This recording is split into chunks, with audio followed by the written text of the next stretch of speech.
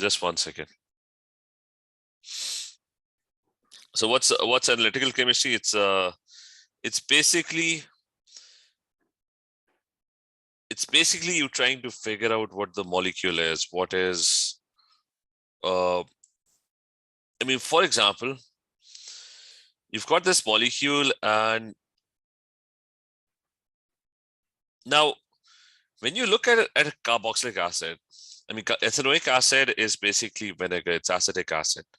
So when you have a look at acetic acid, you don't know what it looks like. You don't know what the structures are. You don't know how the atoms are arranged. You don't know any information about so how do you derive this information? Because you don't have cameras that can actually take pictures and that can tell you that it has 2 carbon atoms and there's a double bond with an oxygen atom. So you don't have all that information. So where do we get all that information? How do you figure out what the structure of a molecule is?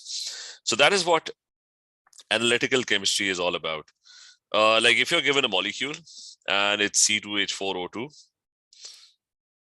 I mean, even figuring out the first basic thing, it's difficult. Like, how do you figure out it's got 2 carbons, 4 hydrogens, and 2 oxygens? How do you know that the structure is this and not this one? I mean, the same molecule, it could look like this. I mean, this is also C2H4O2. So how do we know that the first structure is the correct one and the second one is not the correct one? So analytical chemistry is all about figuring out which atom is bonded to which atom, what is the arrangement of the atoms in a molecule, how many atoms does a molecule have to begin with. So we're going to start with the first basic thing, and that is mass spectroscopy. What mass spectroscopy will tell you is, I mean, so that's the first one, mass spectroscopy. And there's several analytical techniques which work together to figure out what the structure of the molecule is. So the first one is mass spectroscopy. What information does the mass spectroscopy give us? It gives you a lot of information, but the main ones that we are interested in at the moment is, especially related to the syllabus, is it tells you the number of carbon atoms in a molecule. So it tells you or gives you information about the number of carbon atoms in a molecule. You can guess the MR of the molecule as well. MR, or the molecular mass, or the relative molecular mass. What else? You can figure out the structure somewhat.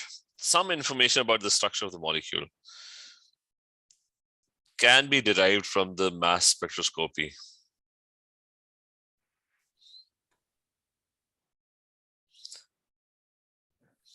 And you can also tell the number of chlorines and bromines in an atom. So number of chlorine atoms and bromine atoms, whether there's 1 chlorine or whether there's 2 chlorines or whether there's 3 chlorines. So you kind of get bits and pieces of information about the molecule. So let's figure out how does the mass spectroscopy work? I mean, the working of the mass spectroscope is not in your syllabus, but it would be helpful if you know how it works. So I'm going to start off with a chlorine molecule. So I've got a chlorine molecule. The chlorine molecule is, or a sample, a vaporized sample, is put into a chamber, and that's your ionization chamber. There would be strong beams of electrons that would collide with the Cl2 molecule. And so let's think of these beams of electrons that are colliding with, and the purpose of the beams is that this is an ionization chamber, which means that they would try to ionize this. So the Cl2 molecule might lose, I mean, this is the Cl2 molecule. So what would happen to it? That the molecule might lose electrons and it would become Cl2 plus 1. Or what could happen is, so that is known as the molecular ion. So if you start off with the Cl2 molecule, and the Cl2 molecule is put into an ionization chamber, so the first one is a molecular ion might be produced. Like the molecule remains intact, but it turns into an ion. So it becomes positively charged. So that's the first thing. The other thing that might happen is, fragments would be produced, that the molecule might break down into pieces. So this Cl2 molecule, because of this constant bombardment of electrons, the Cl2 molecule might get broken down into pieces, and it might end up forming Cl+1 ions, right? So that's known as a fragment. So you had a Cl2 molecule, but it broke down into Cl+1 ions. So your ionization chamber will have molecular ions as well as fragments. Is that clear? Yes, sir.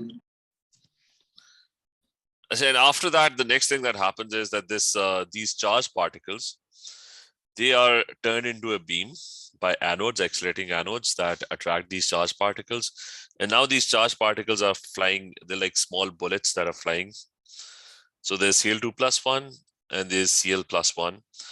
They're all flying in one direction. And over here, there's a magnetic field. So they pass through a magnetic field, a strong magnetic field. And whenever charged particles, they are moved across a magnetic field, they deflect.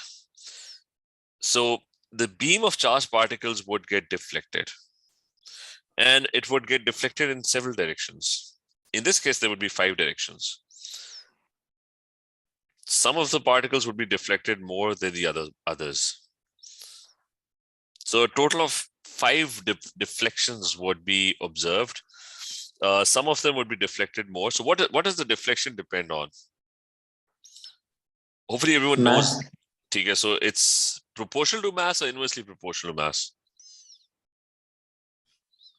Directly proportional. The inversely proportional.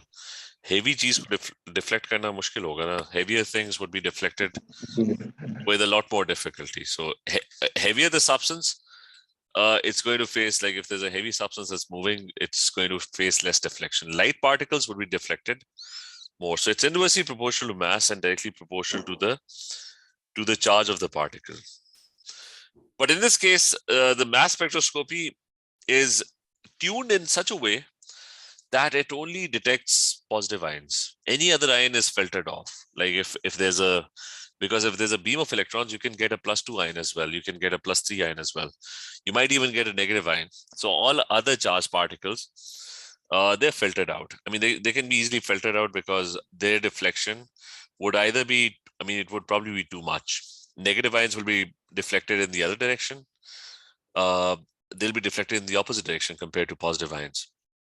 Because if there's anodes, the negative ions will not move in the same direction as the positive ions. And +2 ions will have too much deflection, so they'll be filtered off as well. So you're only focusing on +1 ions. Is that idea clear?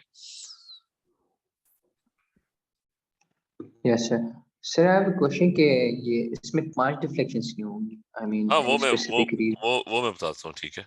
I'll just tell that. So anyways, deflection is proportional to charge. I'm just crossing it out because the whole mass spectroscopy is designed in such a way that you only detect +1 ions. That's it. No other charge. So the charge is kind of fixed.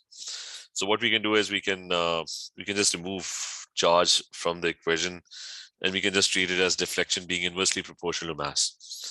And so the question is, why are you getting 5 deflections? Because you only have 2 particles. So why do you get 5 deflections? You get 5 deflections because Cl has isotopes. So chlorine over here has 2 different masses. There's a chlorine which has a mass of 35, and there's a chlorine which has a mass of 37. And the relative abundance is that 75% of the time you get chlorine 35. Like if you have 100 particles, 75 of them would be chlorine 35, and the rest 25% would be, they are going to be chlorine 37. So the probability of getting 35 is 3/4, and the probability of getting 37 is 1/4. So why do you have 5 deflections? The reason you have 5 deflections is, let me just increase.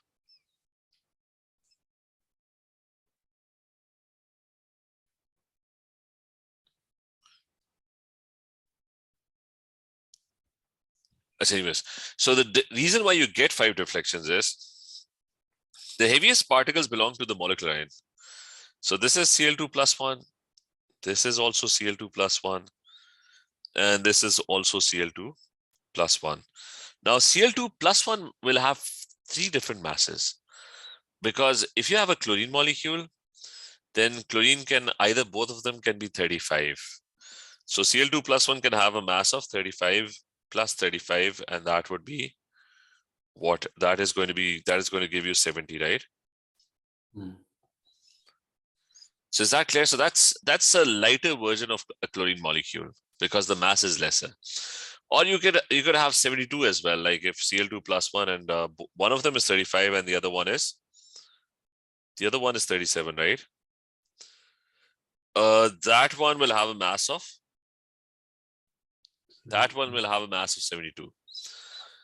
इनसे बताएंगे नहीं, masses क्या हो रहा है mass कि देखो Cl2 की mass different है ना, the masses are different.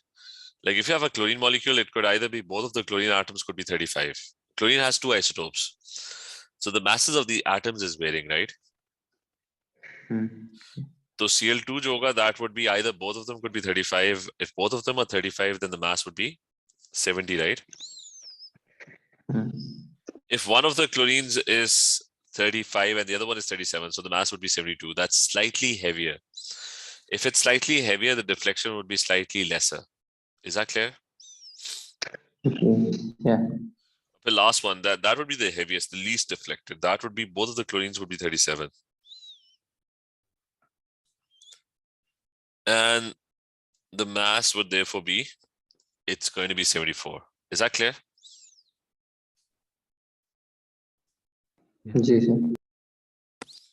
So the mass would come out to be 74. So which is why you're getting 3 different deflections. The light one gets deflected more, the heavier one gets deflected less. So what are these two? These two are your fragments. So these are your molecular ions. These 3, the first 3. They happen to be your molecular ion, and these over here, this one over here is going to be, it's going to be just Cl35. I mean, it's the heavier one, so it's Cl37. And this one would be Cl35. That would be the lightest particle.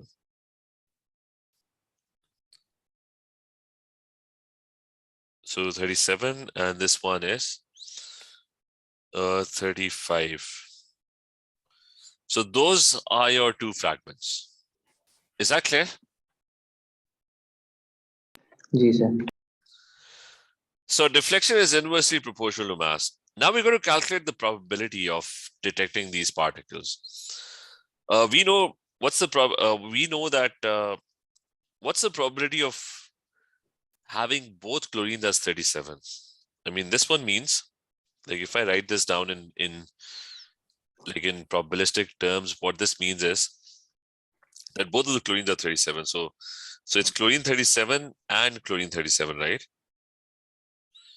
So when you do math and when there's an and in the probability, like the first one is 37 and the second one is also 37. What that means is, if both of them are 37, the probability of getting 37 is 1 by 4. So that means it's 1 by 4 multiplied by 1 by 4. So whenever you have an and, the probabilities, they get multiplied. So it's 1 by 4 and the second one is also 1 by 4. It's like if you have a dice, and what's the probability of getting 2 6s? So the first one, it's 1 by 6. The second one is also 1 by 6. So if you want to get the first one as a 6 and the second one is also going to be a 6, so the probability for that would be 1 by 6 into 1 by 6, which would be 1 by 36. Over here, the probability is 1 by 4 into 1 by 4. Is that clear? Yes, sir. I said then the next one is, you've got, so the next one is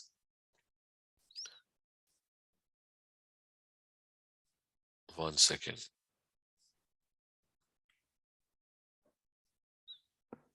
So now the next one is, what's the probability of getting one of the chlorines as 35 and the other one is 37? Now, in this case, if you talk about probabilities, it's going to be, there would be two events. Either the first one is 35, like how do you get 72? So either the first one is 35 and the second one is 37. Or, now there are two events, or it could be the other way around as well. The or part is that the first one is 37 and the second one is 35. So they're basically two different events.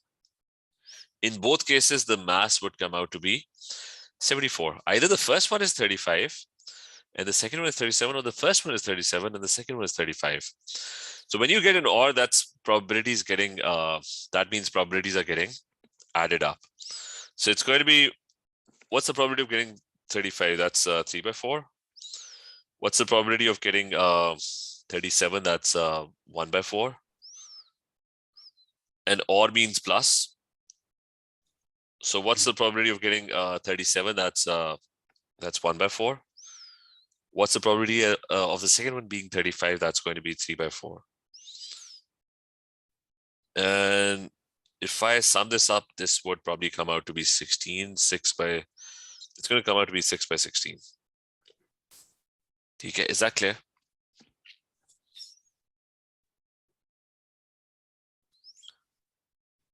पहले तो 6 by 32 आ रहा है और दूसरी बात ये कि हम चार क्यों ले किस तरह आ रहा है 6 by 32? 16 plus 16. नहीं, जब fractions, it's 3 by 8, 3 by 16 plus 3 by 16. What do you get? अच्छा ठीक है. ठीक है, it's going to be 6 by 16. ठीक है, सर so हम चार क्यों ले रहे हैं? I mean वहां तो हमने ऊपर दो लिए थे, यहाँ पे चार क्यों है? ये चार terms? जी चार क्यों? क्योंकि दो events हो गए ना, वहां पे there was only one event. What's like, how many different ways do you get 74? That's chlorine 37 and the other one is also chlorine 37. That's it. मतलब कोई और event तो नहीं है ना? Is that clear? Ji. Achha, how many ways can you get 72? You can get 72 in two ways. Either the first one is 35 and the second one, the second chlorine happens, like if you have a Cl2 molecule, right? So here's your Cl2 molecule. So how can the mass of a Cl2 molecule be 72? It can be 72. Either the first one is 35 and the second one is 37.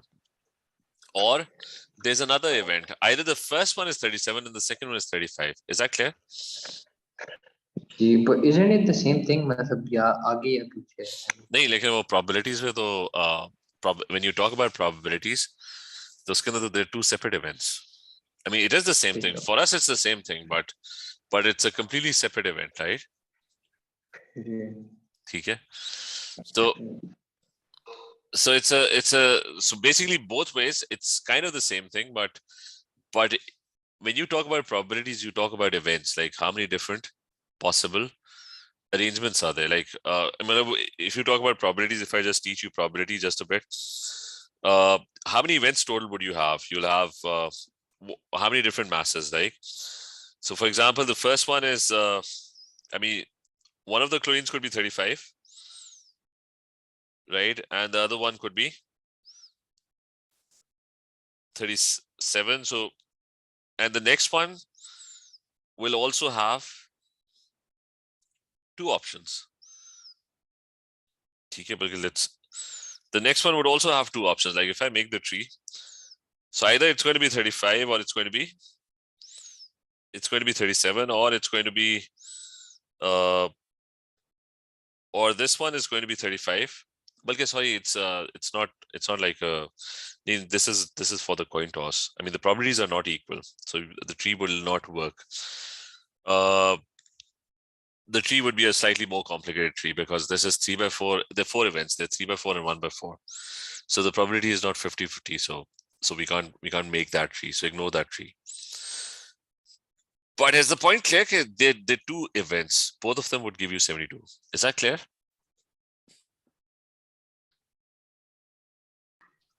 Yes, G. Yes, sir. So next one is, how do you get 35 and 35? So there's only one event. There's only one event, not two different events. Either the first one, I mean, it's just one event. The first one is 35 and the second one is 35. So what is the probability? It's going to be, what's the probability of 35? That's 3 by 4. And means multiplication. So the second one is also 3 by 4. So that gives you 9 by 16. So let's stick to this now. So basically now what you have with you is, you've got, when you detect chlorine molecules, the chlorine can have 3 different masses. It could either be 74, or it could have a mass of 72, or it could have a mass of 70. And the probabilities are in front of you. Like, what's the probability of getting 72? If there's 16 events, 9 out of 16 times you're going to get 70. Like if in total you have 16 molecules, so out of those 16 molecules, one of them would be 74, 6 of them would have a mass of 72, and 9 of them will have a mass of 70. Is that clear?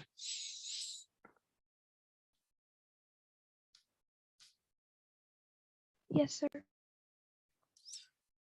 So the next thing is, so what will your detector, there's going to be a detector over here that will be detecting these particles. So the detector, we're not focusing on the fragments at the moment, these are known as the molecular end peaks. So the detector, and remember, the deflection can be converted into mass. So for the detector, I mean, this thing could be calibrated. If you know the deflection, you can figure out the mass. So the detector would know this is 74. Mass is inversely proportional to deflection. So by measuring the deflection, measuring the angle of the deflection, you can figure out the mass. So anyways, how would the detector represent the data? So it's getting 3 different masses. There's something getting detected at 70. There are particles that are getting detected at 72.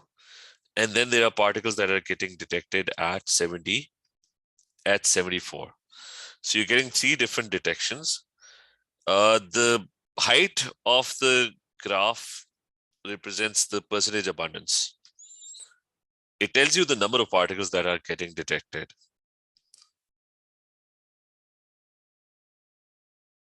So this over here is percentage abundance. So you're getting 70 has the highest probability, followed by 72, and followed by 74. 74 has the least probability, 1 by 16. Like out of 16 times, there's only 1 chance of getting 74. Out of 16 times, there's 6 chances of getting 72. And out of 16 times, there are 9 chances of getting the 71. So the ratio of the heights or the detections would be 9:6:1. Is that clear?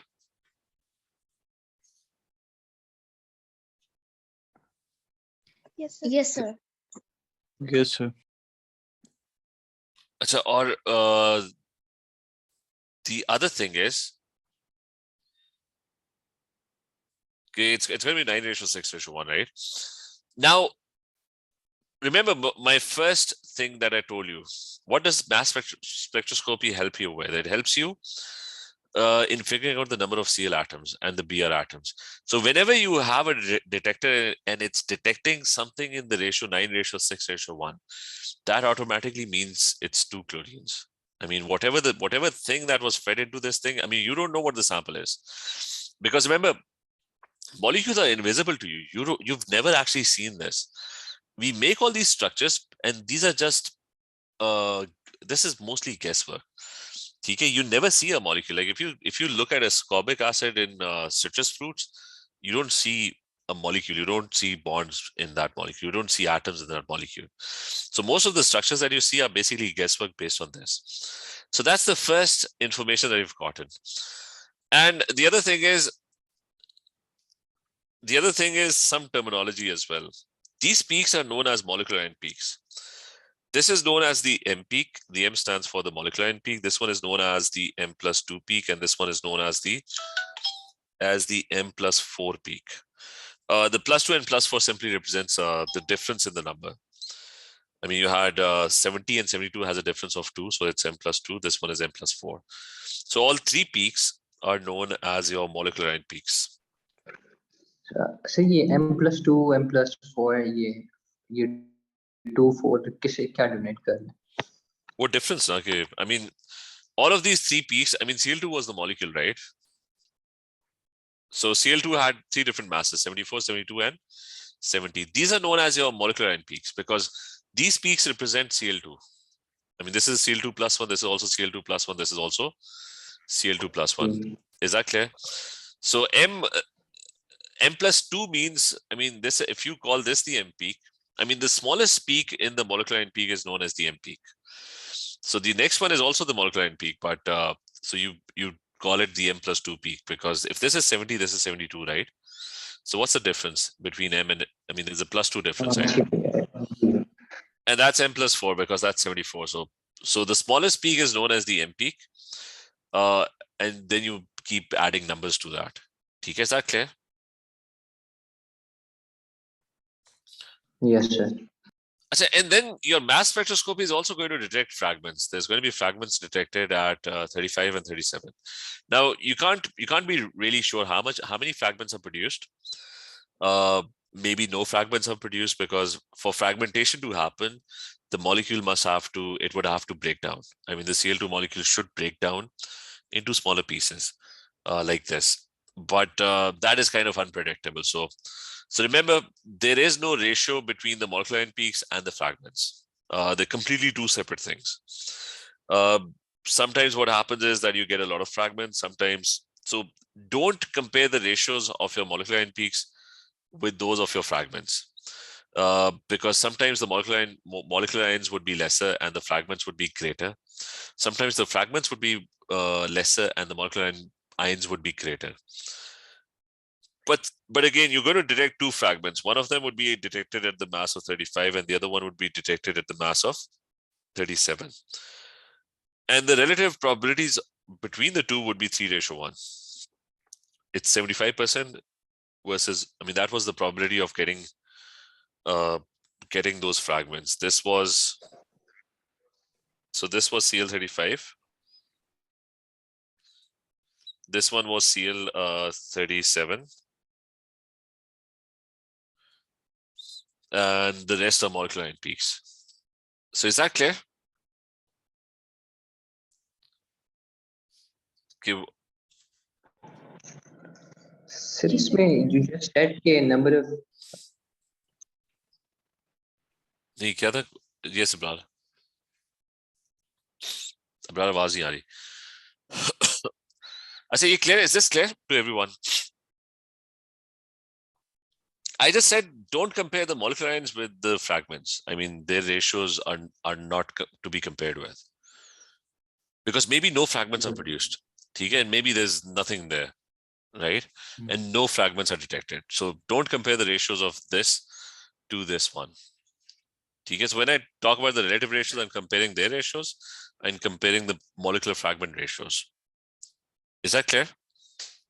Yes, sir. Sir, I have a question. You just said the number of fragments could be different or could be more than the molecular ion peaks, right? So वो number of fragments. No, what I meant by what I meant by that was, okay, let's say you have a Cl2 molecule, and none of the Cl2 molecule breaks down into a smaller piece. Is that clear? Do you get that point? So if none of them breaks down, so you won't have any fragments, right? I mean, the fragments will not be produced. So there won't be any detection over here. I mean, there would be no particles being detected at this point or this point. Is that clear? So, I mean, that was the whole thing. That I just wanted to say, okay, don't compare these fragments with the molecular ion peaks. Can the fragment be greater than the ion peaks? Maybe this happens. I mean, this thing. Maybe the fragments will have a much higher height. I mean, but the ratio would still be 3:1 between them. Maybe there's a lot of fragments getting detected. Maybe the molecule is breaking down into a lot of smaller pieces, and there's a lot more fragments getting detected. So what I just mean by that is, maybe you get a lot of fragments, right? But the ratio between the fragments would still be 3:1, because the probability of getting 35 is 75%. The probability of getting 37 is 25%. So it's 3:1. Is that clear? Yes, sir. And the other scenario is maybe no fragments are detected or very few fragments are detected. So the peak heights would still be, it would still be 3:1, but the heights would be very less. Okay. Acha, so is this clear? This first thing. Yes, sir. Acha, so let's apply this. Like how would it help us? Like what, I mean, remember this ratio. You have to remember this ratio, 9:6:1. So this is the main point that you have to, and you have to do some probability as well. Sometimes they're going to ask you for some probability work as well, and they'll ask you to figure out the relative heights of the peaks. So you should know how to actually measure the probability. Just very basic stuff. Now, what information did we get from this? The information that we got from this is that if, I mean, this is the main summary. If a molecule has one Cl, so if it's got one Cl, that means if it has one Cl, then it's M and M plus 2. There would be only two peaks, M and M plus 2 peaks, molecular ion peaks, and the ratio would be 3:1. So that's the first information. The second information is that if a molecule has two Cls, the second one is if a molecule has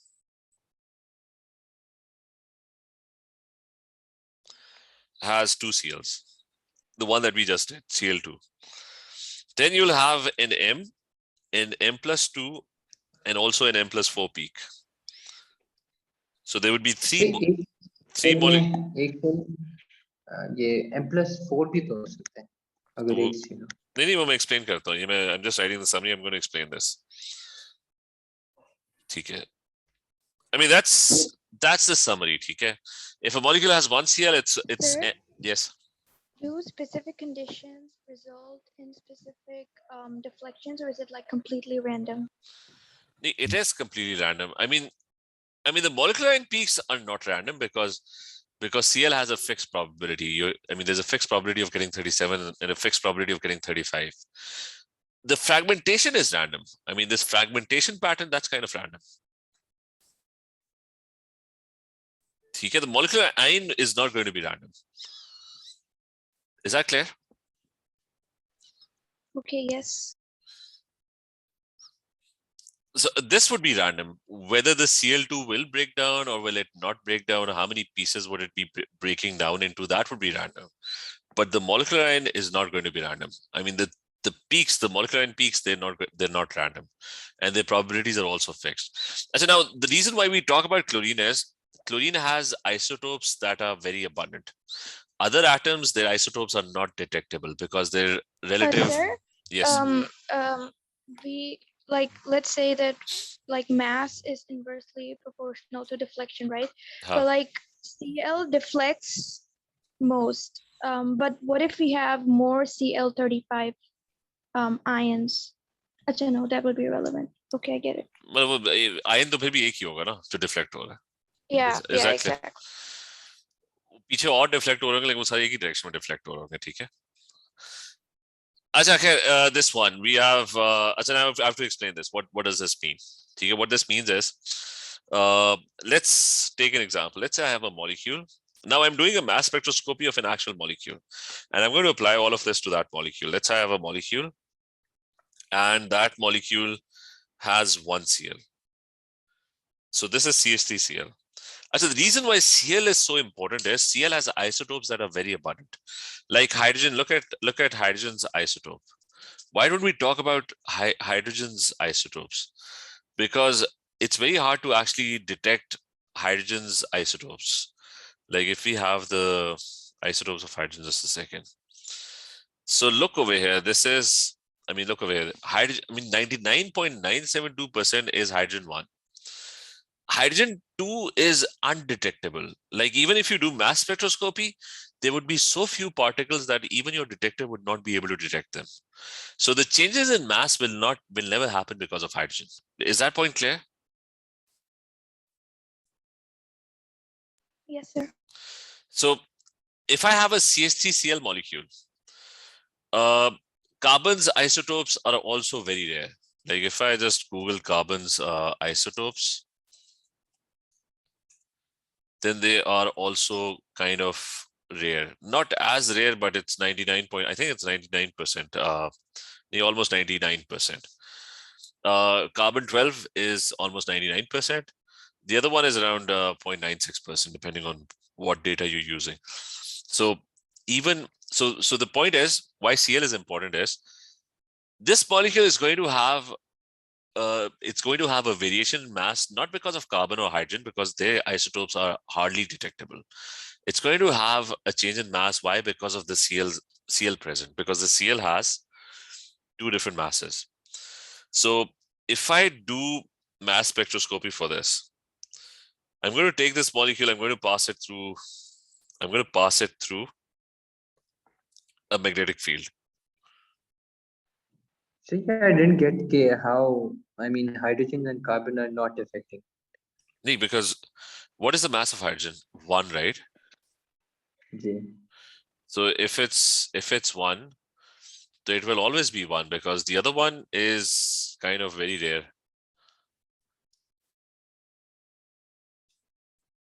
But why did you get 3 different deflections for Cl2? Because the mass of the chlorine atom was changing, right? It was 37 and then it was 35. Do you get my point? G. So your molecule is never going to have hydrogen 2 because its relative abundance, I mean, it's almost non-existent. Do you get my point? जी हाँ ठीक. तो अगर आपके पास मतलब molecule होगा तो it's definitely going to be just hydrogen 1. There's no hydrogen 2 because its probability is almost 0. So if I take this molecule just very quickly, let me just explain this. If I take this molecule, there's going to be a molecular ion. So it's going to be CH3Cl plus 1. And then there would be lots of fragments. It would break down into many small pieces during the ionization. I mean, the Cl might break off, so there would be a CH3 plus 1 fragment. There might be a Cl plus 1 fragment. We don't know how the fragmentation happens. It's completely random. Maybe the molecule breaks down in this way and you get a CH2 plus 1 fragment, right? So any small pieces during fragmentation can be formed. Depending, and it's completely random. Maybe you will have a CHCl plus 1 fragment, right? So lots of tiny pieces. The molecule would break down into a lot of tiny pieces. But the biggest one is your molecular ion. That's your biggest one. So our focus at the moment is on the molecular ion. It's the heaviest. It's the heaviest particles. The fragments are always small. They're always going to be deflected more. So the heaviest one will have 2 deflections. And then you'll have all these tiny fragments. They would be deflected a lot more.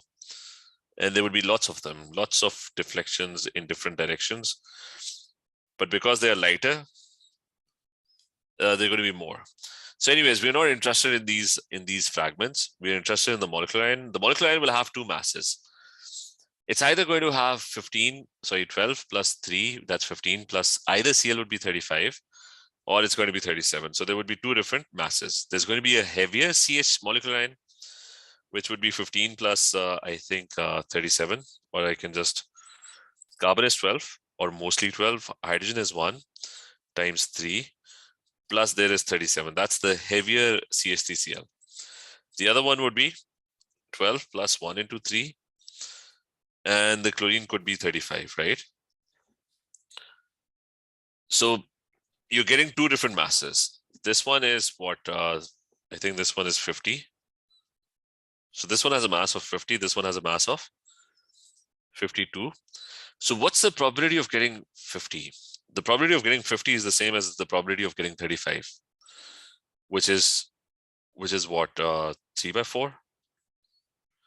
And what's the probability of getting 52? The probability of getting 52 is the same as the probability of getting 37, which is 1 by 4, right? Because I mean, क्यों hydrogen But the rest are fixed. I mean, they don't have isotopes, right? I mean, carbon has isotopes which are very rare. Hydrogen has isotopes which are even rarer. So we're assuming they don't have isotopes, right? It's only the only variation in the mass is coming from chlorine, right? So either you're going to have chlorine 35 or you're going to have chlorine 37. So what's the probability of getting chlorine 35? That's 3/4. What's the probability of getting chlorine 37? That's 1/4. Is that clear? Yes, sir. So that means the M peak is going to be, I mean, let me just take a few more minutes. If I draw the mass spectros, this over here is the mass to charge ratio. And this over here is the percentage abundance. So in this case, you're going to get two detections, the heaviest ones. Those are your molecular ions. There's going to be a detection at 50, and there's going to be a detection at 52. And the ratio in the heights of these molecular ions would be 3:1. Right? Because either chlorine would be 37, and the probability for getting that is 1/4, or the chlorine might be 35, and the probability of getting that is 3/4. So the molecular ion there'll be two different particles getting detected. Both of them would be your molecular ions, but they will have different masses. One would be 50 and the other one would be 52. One would be heavy, the other one would be light. This one would have a lower probability, this one would have a higher probability. And then you'll get lots and lots of small fragments detected at smaller masses. Like you might get a detection at, this is 15, so you might get a detection at the mass of 15. You don't know how many ions. Remember, this is random. Fragmentation is completely random. You might get something at 14 as well. So there would be tinier fragments being produced at 14. This would be 35 plus 12. That's what is 35 plus 12? That's 47. Plus 1 is, I think, 48. So there might be detections at 48. So anyways, there would be all sorts of random detections of these tinier particles, but those are irrelevant at the moment. We are only focused on the heavier particles, the molecular ion. So when you see an M peak and an M+2 peak, when there's a specific difference of 2, that kind of indicates that there's a chlorine involved, because chlorine isotopes have a difference of 2. And the ratio of the abundance is 3:1. That clearly indicates that that is chlorine. So that was my first point, that if a molecule has 1 Cl, it will have only an M peak and an M+2 peak. And the ratio in the heights would be 3:1.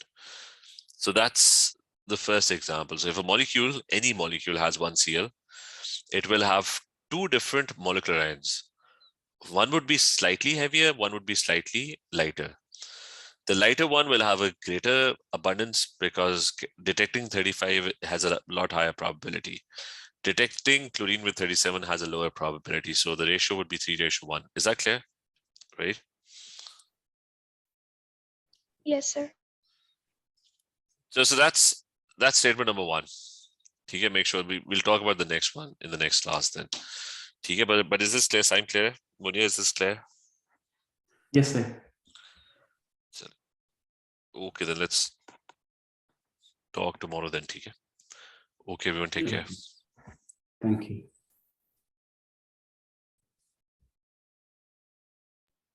Thank you, sir. Hafiz.